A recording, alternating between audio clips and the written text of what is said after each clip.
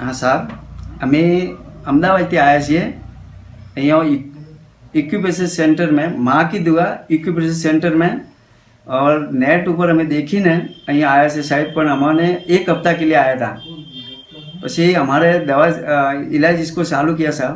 वैसे यहाँ का आपको व्यवहार, यहाँ का इलाज, यहाँ पर रहना कैसा लग रहा है आपको? अरे हमारे એવું જ લાગ્યું કે અમને એવું ઘર જેવું જ સાહેબને અહીંયા પર અમર રાખ્યા। बहुत અમને ટોપ લાગ્યું સાહેબ। પણ हमारे हाथ में भी एकदम क्लियर ठीक થતું હતું।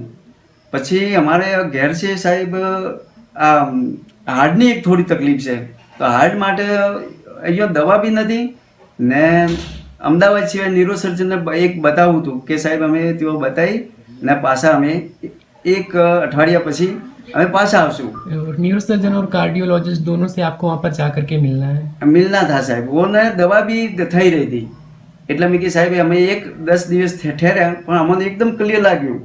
हमारा हाथ भी एकदम क्लियर उठाने लगी। पहले अहमदाबाद था तो चलो बहुत तकलीफ थी, हाथ उठाता था, तो હવે એક સરળથી હાથ ઉઠાને લગી ને હવે એકદમ સારું છે ને અમારા સાહેબે એટલા બધા મસ્ત રાખ્યા છે કે અમે અહીંયા આટલા મધ્યપ્રદેશમાં કોઈ બી એવું જોયું નથી।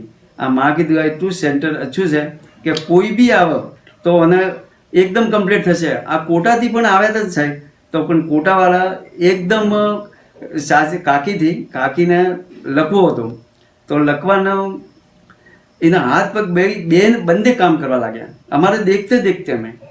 તો એટલા માટે ઘણું સારું છે ને બીજા પણ અમારા વ્યક્તિ એવું કોઈ બી હશે તો હું સાહેબ અહીંયા સેન્ટરમાં લઈને આવશું। માં की दुआ इक्यूप्रेशर सेंटर में बहुत અમને ક્લિયર છે એટલા માટે અમારે પણ સારું છે। પણ આ એક હપ્તા માટે અમે એક અમદાવાદ જઈ ને અમે પાછા આવશું ને પછી 1 મહિનામાં અમને કમ્પ્લીટ કરી આપવી પડશે સાહેબ।